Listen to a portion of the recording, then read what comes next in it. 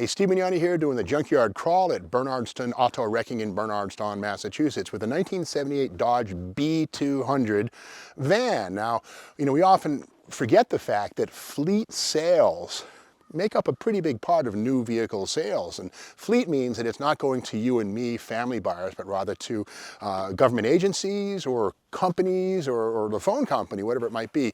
And this van is an example of that sort of a vehicle. It's a fleet van, but this is also a 78. So this again is the second generation Dodge van. The A100s ran 64 through 71, 70, 71, and of course 72 up till 78. They have this little short nose right here with exposed hinges, and it's kind of an interesting thing. 1979, things changed up, but again, if we look closely on this, we can see these slots right here on each side. When you lift the hood up, the hinge comes with it. It's kind of agricultural, I guess you might say, but with function. But again, this nose, 1978 was the final year for it. 1979 would bring something quite different, and that would be the more aerodynamic nose seen right here. We can see how it's a little bit longer. It's more wedge shaped, and that's about aerodynamics. This one has the optional quad headlights. We saw one of these vans about a week ago. If you get a chance, check that one out. It was the mystery van. But again, these brand new vans, same basic thing, but a longer nose. But 79 up, as we see right here, first year for this sort of, I guess you might call it Gen 2.5. You can see right here is the various things, the details, the X-ray cutaway. And we can see here, the new hood opening is 7 inches wider than 78 to help make engine servicing easier. New concealed hood hinges add to front end style. So those little exposed hinges were gone. Dodge was fully aware of it. New front end styling adds appearance and value. Optional quad rectangular dual vertically stacked headlamps. So there they are on the car. But again, independent front suspension, disc brakes on every single one of them. And again, many different window configurations. We'll get into that in a second.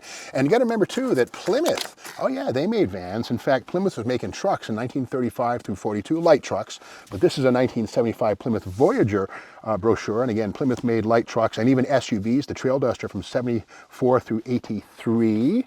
And we can see that they're very similar. The only thing is the Plymouths were always passenger vehicles. They did not make cargo vans, so they kind of didn't want to step on Dodge's toes. So again, any Plymouth Voyager van is going to have seats in it and be built for passenger, not cargo use.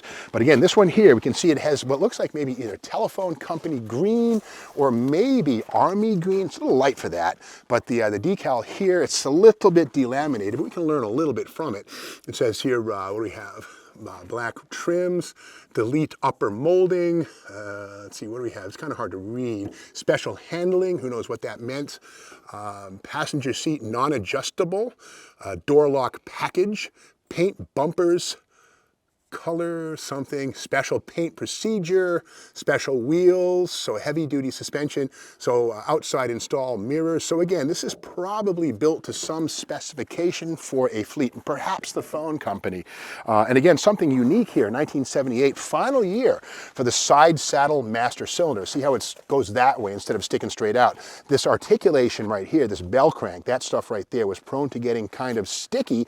And a lot of people said, hey, my brake pedal's too stiff. What's going on? So in 1979, Plymouth and Dodge re-engineered this so the master cylinder was faced out and got away from this crazy stuff right here. Now here's the electronic ignition, which of course was standard fare in 1978 to help the spark a little hotter, keep things cleaner with the emissions. And let's continue our look inside. Okay, so yeah, the blue paint on this is not the original, it's been resprayed, so let's open the door and learn. And yeah, we can see right here, this is certainly a phone company van. Okay, we can learn. Now we can see the green here, but here is yellow and blue. Right there. That's probably New England Telephone. These two colors right here, that was once a stripe package. So it's a phone company van. But check this out. A rust-proofing material per government, military, sea, whatever, and it says Chemical Division of Chrysler Corporation, Dodge Truck Division. So the undercoating on this wasn't from Z-Bart or Rusty Jones. It was from Chrysler's Chemical Division.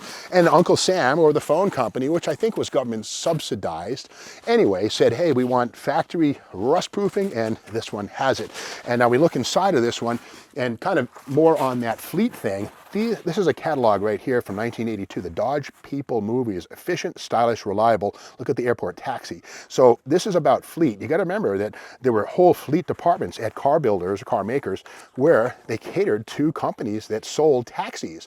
And these were stripped down versions of cars with rubber floor mats, heavy duty seats, meant to haul people around. And yeah, there were vans. Here's one right here, the 82 Dodge Airport in van, as it were.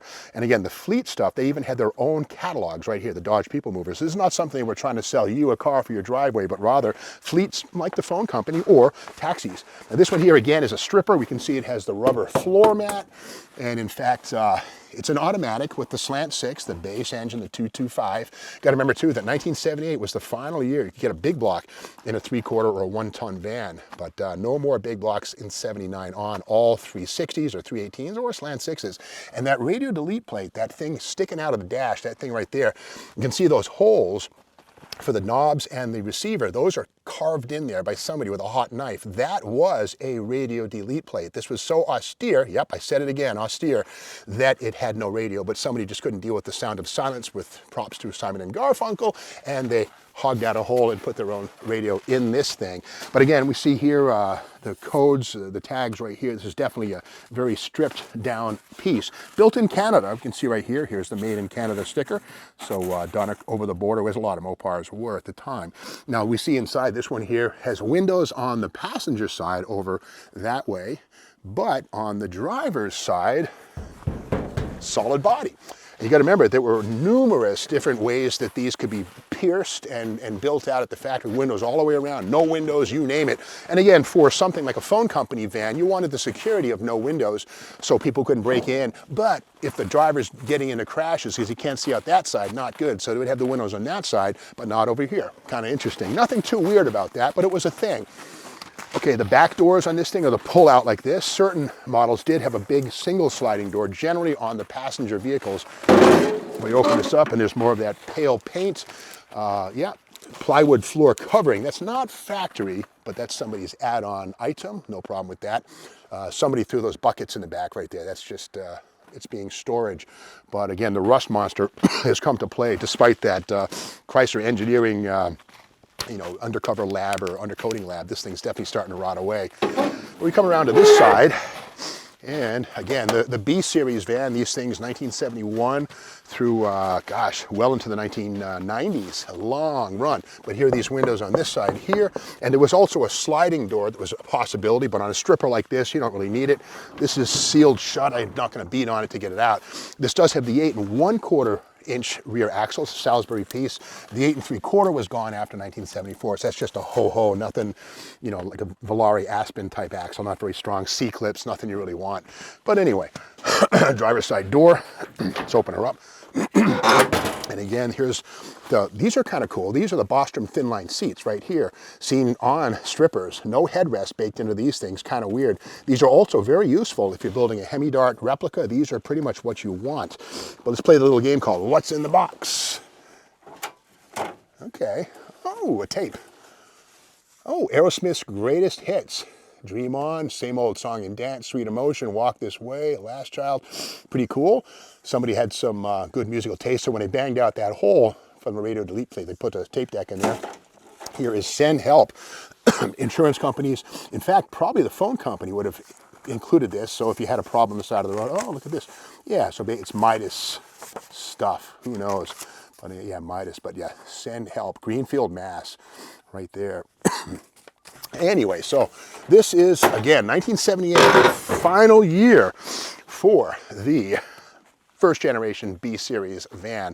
The second gen, of course, in 1979, a little different nose and less aero, but this is a fleet vehicle. We can't forget the fact that a lot of vehicles were born not for you and me, but rather for commercial, industrial use, and this was one of them. Now, if you like this video, be sure to subscribe to the C-Mags YouTube channel and ring the bell so you're aware of the next video, which comes out tomorrow morning.